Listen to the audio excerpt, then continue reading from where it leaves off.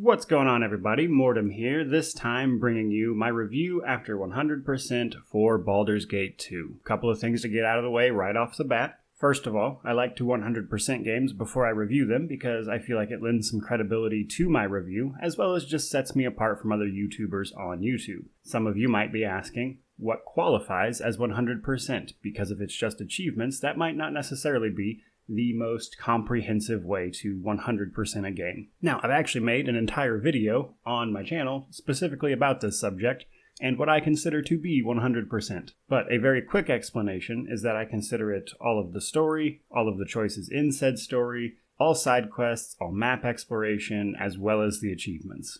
If you want a more in-depth response than that, then I suggest you go watch the video I mentioned. Furthermore, this review will be as spoiler-free as possible. At the end of the video, or at least towards the end of the video, I will have to talk about one specific thing because the expansion for this game, Throne of Bhaal, actually is kind of spoilers for the first game, no matter how I split it. And while I won't even be talking much about spoilers for Throne of Bhaal, I do actually have to mention something for that is spoilers for the first game. So I will call that out separately, but otherwise there won't really be any for the rest of the video. Now, with that stuff out of the way, let's dive into this. So, Baldur's Gate 2 was originally developed by BioWare and released in, I believe it was 2000, and then they released the expansion, Throne of Bhaal, in 2001. Now, since then, a company known as Beamdog has taken over handling the continued life, so to speak, of these games with the enhanced editions that they've released, which is what this review specifically is for.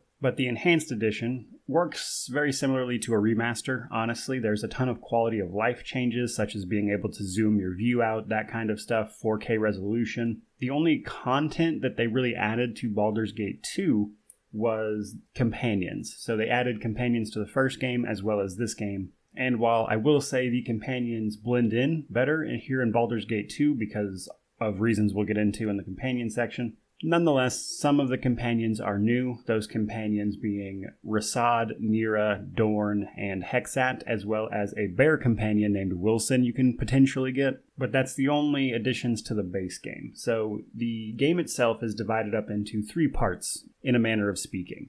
So the base game is Baldur's Gate 2 Shadows of Alm. This is the main story and typically what people are referring to when they say Baldur's Gate 2. Then there is the Throne of Bhaal. You can do this separately and start from the Throne of Bhaal starting point, which is directly after the end of Shadows of Alm. Throne of Bhaal, again, requires me to mention a spoiler that I don't want to mention right here, so we'll talk about that in the DLC section. I just wanted to differentiate between Shadows of Alm and Throne of Bhaal. And then finally, there is the Black Pits 2 Gladiators of Thay. This is an addition by Beamdog. It is basically a combat arena that continues the story of Black Pits 1, actually, which is something they added into Baldur's Gate 1. It is a standalone arena system that lets you encounter high-level combat, basically. But with all of that stuff out of the way, let's actually start digging into this. The probably biggest change, in my opinion, that the Enhanced Edition made is to the difficulty settings, as now they've added Story and Legacy of Bhaal.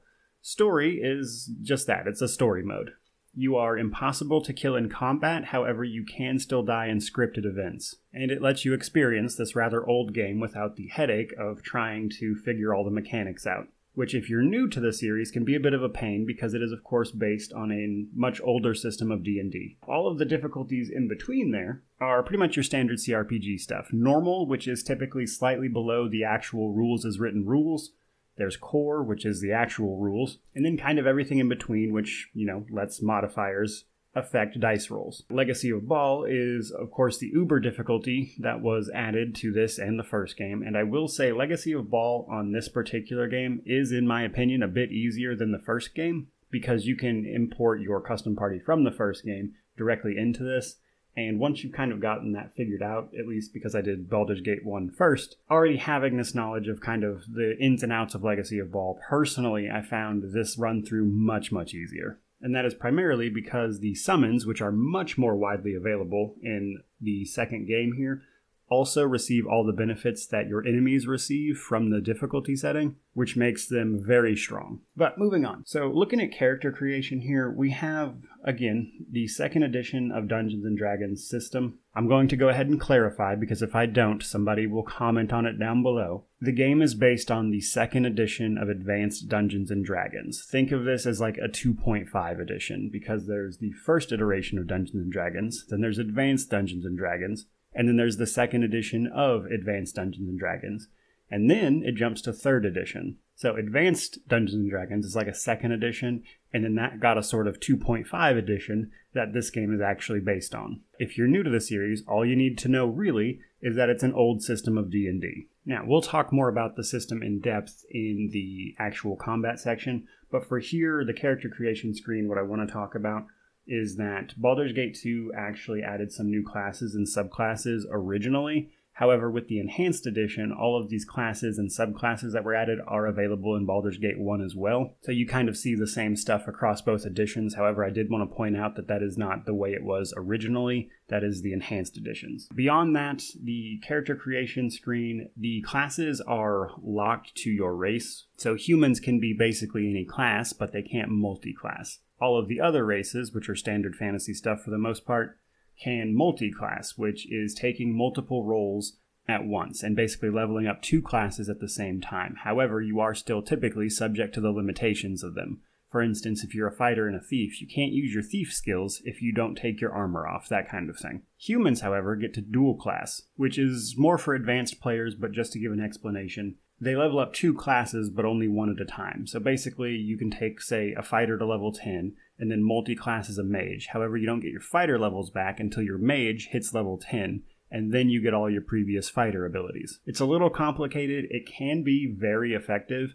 However, I wouldn't recommend doing it for anyone who's not going in with a very set plan. Now, beyond that, we of course have our ability scores and our alignment. Alignment affects your party's starting reputation. We'll talk more about that in the world building section because that's where it actually affects the game. The ability scores are weighted in a very top-heavy manner. Anything below 17 might as well just not be there.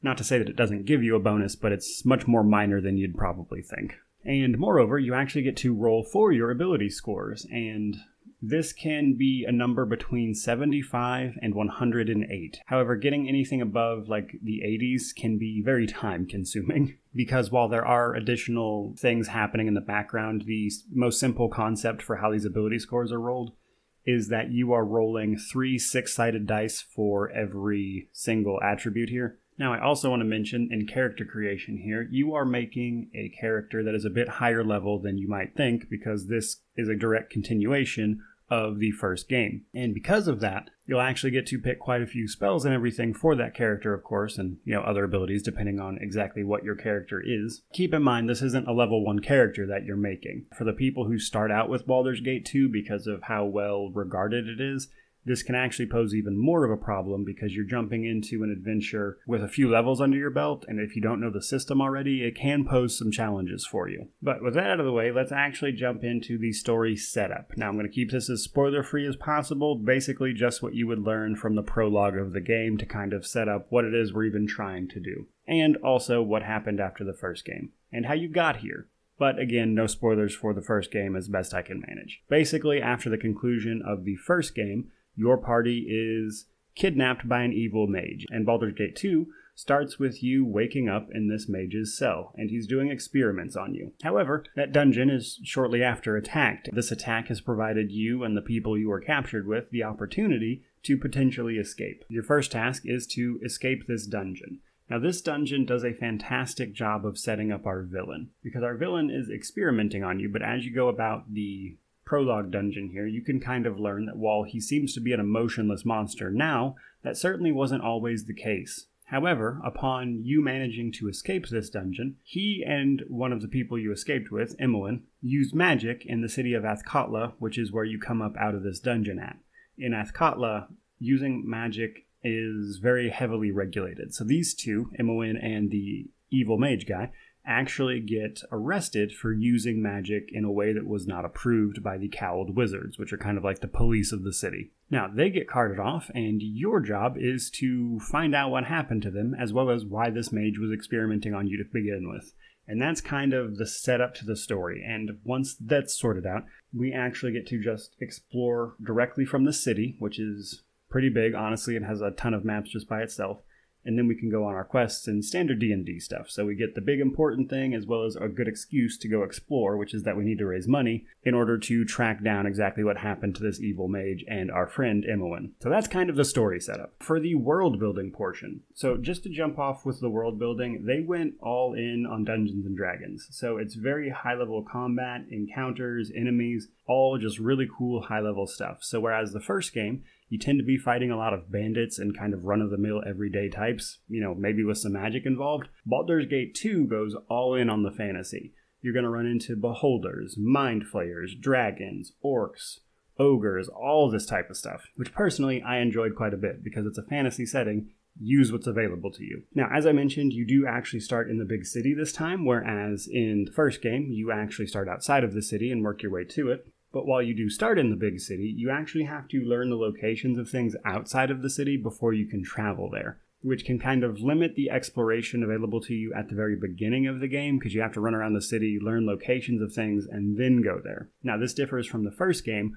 where you could literally exit a map from a certain side and then it would then show you the next map over and you could kind of explore that way. That's not really available in this game, or at least not nearly as much, I should say. Now, much like the first game as well, the travel and resting takes time, which is important because some side quests are timed. The main quest isn't really timed at all. However, the side quests can be. Now, resting, which is required to, of course, restore your health as well as your spell slots, which we'll get into during combat, is pretty limitless, actually. You can't rest like out in the open in the city, and certain areas of the game won't let you rest there, but for the most part you can rest basically wherever, and even in the places where you can't rest, there's almost always a tavern or an inn where it's very easy to rest up. So in addition to those basic things, for world building I want to mention quite a few things actually. For starters, there are tons of optional side quests and secret areas and just cool stuff to discover, including like just little mini subplots even. And you can do all of this in service of the main story in some ways, especially early game. You're trying to find gold to continue the main story, so there's a lot of ways to come across that gold. The areas that are specifically for the story tend to be locked off, so you can't go there or you simply won't learn the locations of them.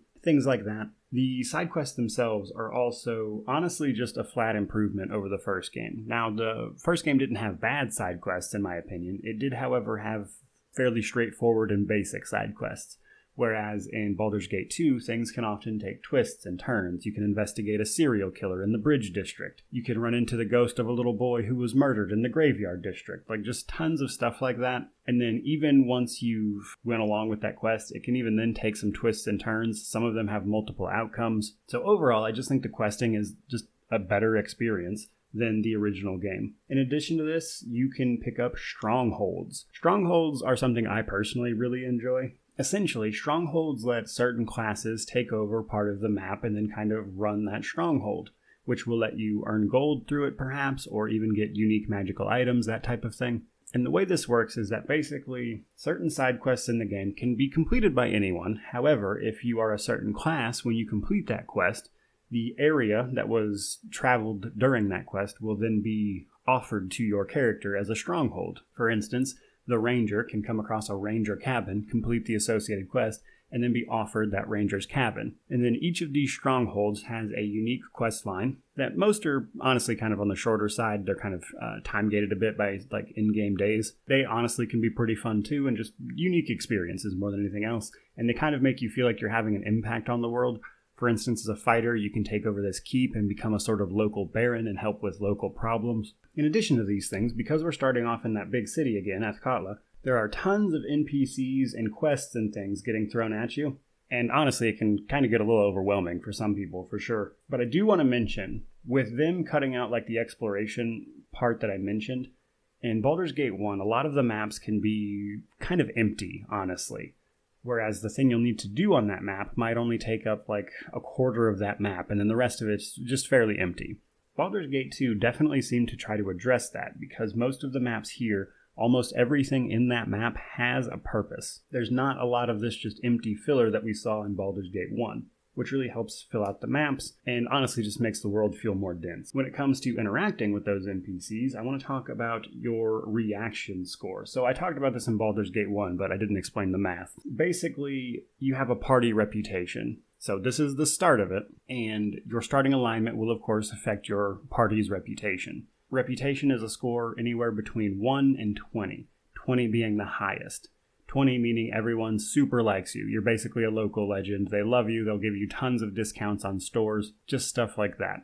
Whereas 1, everyone hates your guts. Some party members will flat out leave depending on how high or low your score is. I think there's at least one companion I know of leaves if it's high. I think most of them are cool with it being high though. Quite a few of them will just leave if it gets too low though. Now, in addition to your party's reputation, there is also the charisma score of the person speaking. Both of those two things combined will then have a reaction score attached to it that when you talk to an NPC, they'll either be like, this is a good or bad person, which can change some dialogues especially, but in very rare cases, the outcome of certain things. But this goes a long way to making the game feel alive, like I mentioned. Now, I will say, this is much less impactful, in my opinion, than the first game. I didn't notice it nearly as much in this one. In this game, you can actually roleplay a bad guy and it not necessarily be the end of the world, because in Baldur's Gate 1, when you were doing bad things, you would start getting attacked by the city guards, which kind of still happens, but it made the game borderline impossible, and you basically had to go raise your reputation in Baldur's Gate 1.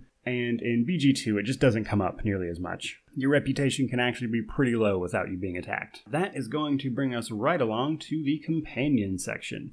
Now, I'm not going to be covering every single companion, would be here for quite a while. However, there are some things I want to mention. There are much less companions than the first game. However, the first game, they were very bare bones. They had a tiny introductory quest, and they only served to be like, this is a class with this alignment kind of thing. Whereas in BG2, companions are fewer. I think with the Enhanced Edition companions, it comes out to like right at 15 compared to BG1's 30. And while there are less of them, they are much better fleshed out. They all have an introductory quest, of course, usually.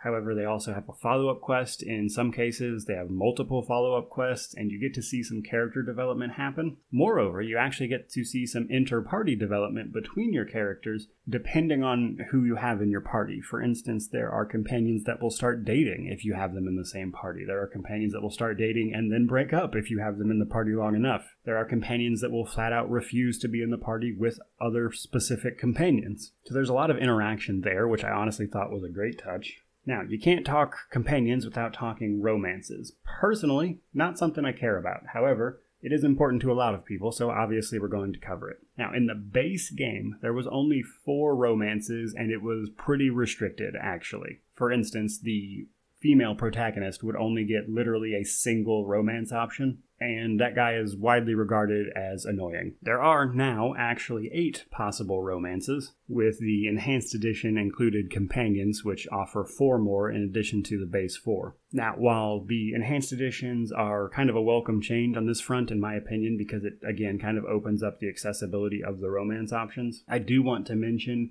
that even then, all of the romances, to me, seem kind of underwhelming. Most of them are gender-locked. I think there is one who will go either male or female. Most of them are gender-locked. Some of them are race-locked. So there's a good chance you'll play through this game multiple times and never even see one of these romances. So again, in my opinion, just kind of underwhelming. However, like I mentioned, first of all, romances aren't my thing, so take my opinion with a grain of salt. I do want to mention on the romance front, this is kind of where we see the start of BioWare's romances that are kind of a much bigger deal in later games. So we can kind of see the rudimentary beginning to their work on romances in this game at the very least. So with that out of the way, let's move on to combat. Combat is real-time with pause. It uses 2nd edition Dungeons & Dragons system, which revolves around THAC0 and AC, so that is to hit armor class 0 and armor class. These two things I've actually talked about multiple times in multiple videos, so I will try to keep this fairly to the point. Both of these numbers ideally want to be as low as possible, which is counterintuitive because you'll pick up items and things that will say plus to THAC0 and AC, but what it actually does is lower the stat, which can be confusing for new people. But basically, the lower your armor class, the harder you are to hit, and the lower your THAC0, the easier it is for you to hit something. Now, to hit armor class 0 literally means whatever you would need to roll to hit armor class 0. and then the armor class acts as the other character's modifier to your roll. So if I have a THAC0 of 10, I need to roll a 10 to hit someone with an armor class of 0. However, if that character has a -5 armor class, then I would need to roll a 15 to hit someone with a -5 armor class. Pretty straightforward once you get the gist of it, however it can be confusing. After that brief explanation, I do want to mention that while understanding THAC0 and AC is critical in Baldur's Gate 1 because a lot of the combat is low level and there's only a handful of spells that are widely useful in every combat encounter. I mean, obviously spells in general will have their niche uses regardless, but in BG2, the system that got the most expansion, in my opinion, was the spell system. Now, this works the same way as before because it's still the same system. To explain it real quick, characters will get spell slots as they level up, which is basically the number of spells they can memorize and then cast in a day of each particular spell level. Resting restores these slots, but once they're spent, they're gone. Now, you will actually get a ton of spell slots because this is the higher level combat, but moreover, they actually added a nonsense amount of spells, and it is critical if you're going to be good at this game to understand what spells to use when, or simply look up a guide to the best spells. So I will say summons are always a net gain. But to sum it up, combat, the more you know about 2nd edition D&D, the better off you're going to be, obviously. But this particular game, compared to Baldur's Gate 1, is much more focused on high-level gameplay, which revolves around higher-level spells. And if you don't engage with that system, enemies towards the end will just destroy you by crowd controlling you, or making themselves basically immune to everything you do. Now, combat is where I want to talk about story mode. If you're having trouble with the combat and you are a new player who doesn't, necessarily want to learn a whole new system of D&D again, do yourself a favor, turn on story mode and play the game for story mode. That is what story mode is there for. This is an older game that uses a weird system. Just turn it on, maybe crank it up to easy or normal here and there. But don't feel bad about using story mode. A lot of people do, and I think it's ridiculous. Just use story mode if you're having a problem. It's a very old game. As for your way through combat encounters, if you just absolutely insist on not using story mode, to sum it up very quickly, what you want to do is utilize crowd control, exploit the action economy with spells like haste, which give you more actions, summons, who provide you more opportunities to attack through the summon, and again, spells on the very high level, such as spells that will dispel enemy protection, such as breach. Some enemies are immune to breach, so that's where the knowledge part of it comes in, where you just need to know what is immune to what. Honestly, kind of a deep system. I wouldn't expect to master it right away, especially because this particular game, much like its predecessor, is terrible at explaining things. Oftentimes monsters will be immune to things, which happened in the first game, but in the first game it was easier to discern why, because monsters only had a handful of immunities. Whereas in this game, you have to ask yourself, are they getting an immunity from a spell? Are they getting that immunity because they're monster type, if you will? Or do they have an immunity to the specific tier of weapon I'm using? Because monsters in this game can be immune to a +2 weapon. They can only be affected by +3 and above, which doesn't really come up in the first game. So overall, these things combined with the kind of clunky UI that admittedly was updated by the Enhanced Edition, but is still kind of dated. All of this kind of weird system of D&D most people these days aren't familiar with, combined with the clunky UI, causes people to start it up and just kind of bounce off of it. Now, honestly, if you're even thinking about playing this, I would highly recommend playing the first game first, because it has an actual in-game tutorial that I don't see anywhere in BG2. And moreover, there are tutors at the very beginning of the first game that will literally explain this stuff to you through text if you want them to. So you can kind of get familiar with the system much more easily if you play the first game first. But because Baldur's Gate 2 is newer, people often like to start with this one, or at least try to, and get hit with basically no tutorial. A difficult for newcomers initial dungeon. All around, it's just a bad time for new players if they choose to start here, which again, I would not recommend that they do. So with that out of the way, let's talk DLC. So first up, the Black Pits Gladiators of Thay expansion. As I mentioned, this is just a continuation of Black Pits. It's a lot of high-level combat encounters. They do let you do some extra things as well. There's stuff outside of the actual arena fights you can do, such as training as well as side quests and things. So they opened it up a little more, but at the end of the day, it's still just an arena combat encounter, basically, with a bit more story attached to it with side quests and things. And then we have, of course, Throne of Baal. Now, this is the part where I have to give a bit of a spoiler for the first game. Avoiding the actual story of the first game, I do still need to mention something from that game, so spoiler warning. In the first game, we of course learn that our character is a ball spawn, basically a demigod, a child of an actual deity, with a whole prophecy surrounding him and his many exact number undisclosed siblings. Throne of Ball is all about the conclusion of the ball spawn saga. So just to give a quick synopsis, basically the god Ball was murdered and he knew he was going to be murdered, which is funny because he's the lord of murder. But in order to prevent this, he went around and made many children, basically one of every single possible race, all of which are collectively known as the ball spawn. Each ball spawn has an amount of the essence of the Lord of Murder inside of them, and when they die, all of that essence returns to Ball's plane of existence in the abyss, which should allow him to rematerialize if all of them were to, say, die. Well, the Throne of Ball sees this prophecy that was actually spoken about start coming to a head. Basically, 5 ball spawn are rolling through the place and absolutely murdering ball spawn, and as a ball spawn yourself, this is your opportunity to lead the charge and see this prophecy conclude one way or another. It's kind of the closing chapter to both of these games, or at least the ball spawn saga. Now, obviously, I don't know exactly what the story of BG3 is going to do. They have mentioned several times that they're going to try to connect it back to the previous games, but BG3 is set about 100 years after the Throne of Ball. So honestly, I have no idea what they're going to do there, but they have mentioned trying to connect it. But as it stands, and as of what I know, Throne of Ball is basically the conclusion of that saga. Now, if you're wondering, there is technically a canon ending to this story. I think it's nonsense. I don't think they should have put it out. I think they should have left it super vague just because of the nature of games. But if you're interested in looking it up, there is technically a canon. But overall, Throne of Ball, pretty cool. Honestly, gameplay and encounter-wise, it's a lot of more of the same. They tried to make the boss fights a little more interesting, but beyond that, it's basically just more of the same game. The story itself is the compelling part of the Throne of Ball. And while, again, the boss fights are unique, overall it's just more of the base game and the story continues on, basically. Let's talk positives, negatives, and then wrap this thing up. So, positives. Better companions, just out of the gate. Better companions, better side quests. Just all around, the game feels better because of those two things, just by themselves. The strongholds I thought were a really nice addition. I loved those personally. In addition, there isn't that map filler that we see from Baldur's Gate 1. Like every map, if there's something on that map, it typically speaking has a purpose somewhere. They got rid of a lot of that just empty exploration, which I find bloating in certain games. I know some people are a fan, I'm just personally not. Now, in addition to those things, honestly, this is one of the best Dungeons & Dragons games just out there. Like if you want to play some D&D as an actual video game, outside of until here recently, when they've actually started putting out some decent ones, this is one of the best Dungeons & Dragons games you can play. And another positive, I didn't talk about it much just because of the nature of spoilers, but the villain in this game is really good.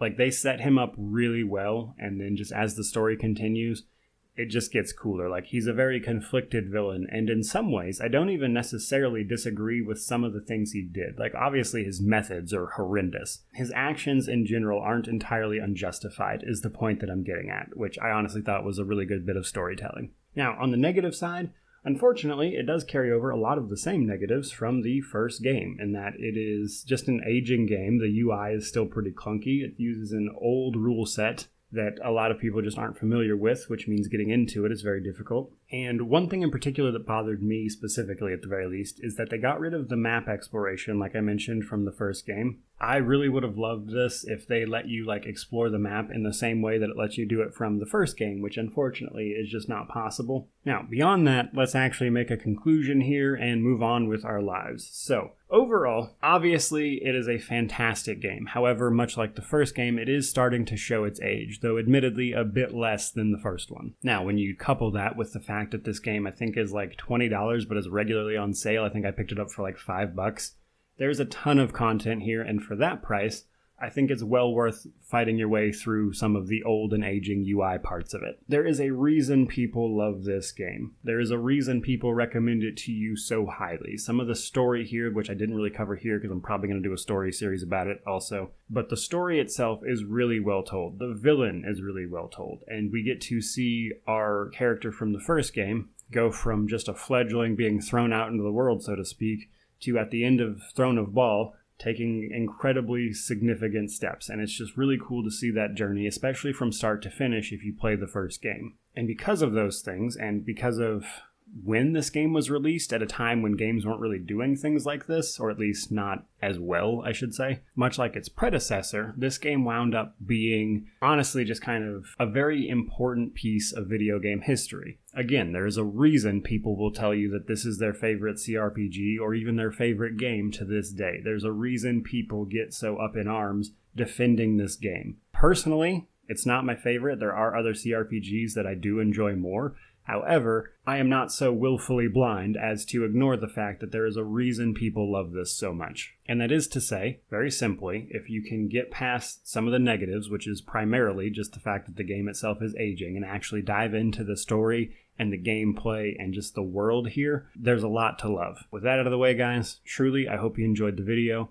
I had a lot of fun making it. I had a lot of fun running through these games, especially ahead of BG3.